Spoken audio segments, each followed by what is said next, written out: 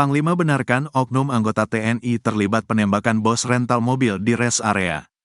Oknum prajurit TNI terlibat kasus penggelapan mobil yang menewaskan bos rental di KM 45 Tol Tangerang Merak, Banten, pada Kamis, tanggal 2 Januari tahun 2025.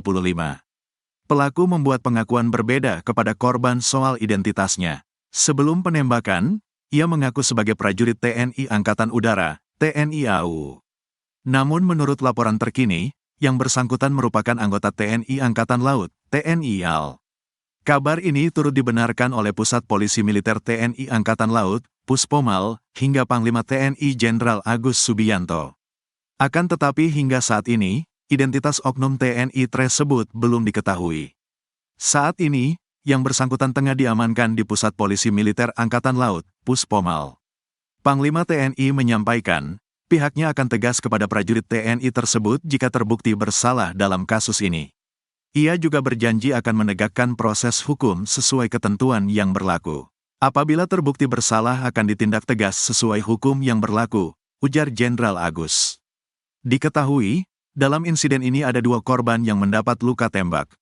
1 korban, Ilyas Abdurrahman, 48, tewas, sementara korban lainnya, R, 59, mengalami luka tembak di bagian tangan.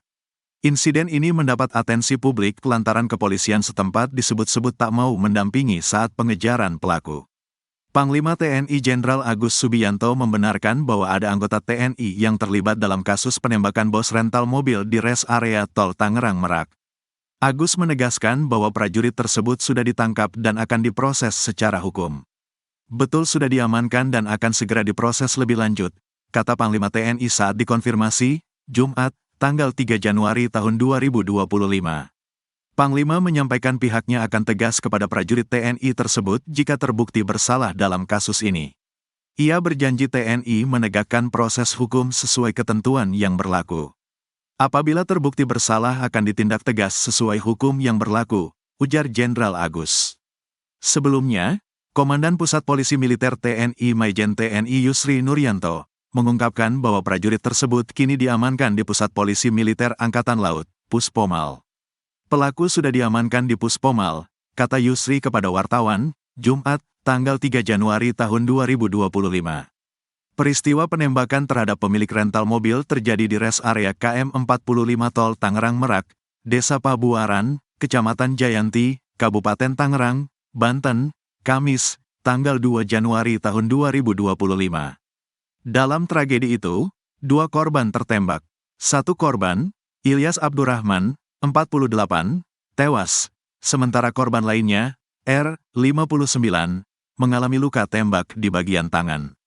Kepala Seksi Humas Polresta Tangerang Ibda Purbawa mengatakan, pelaku diduga ada 4 orang.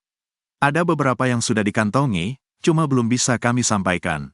Yang pasti kasat lagi di lapangan lagi proses penangkapan, ujar Purbawa saat dikonfirmasi, Jumat. Polisi juga telah memeriksa 7 saksi, yakni 4 orang yang berada di TKP dan 3 orang dari keluarga pemilik rental yang ikut saat kejadian.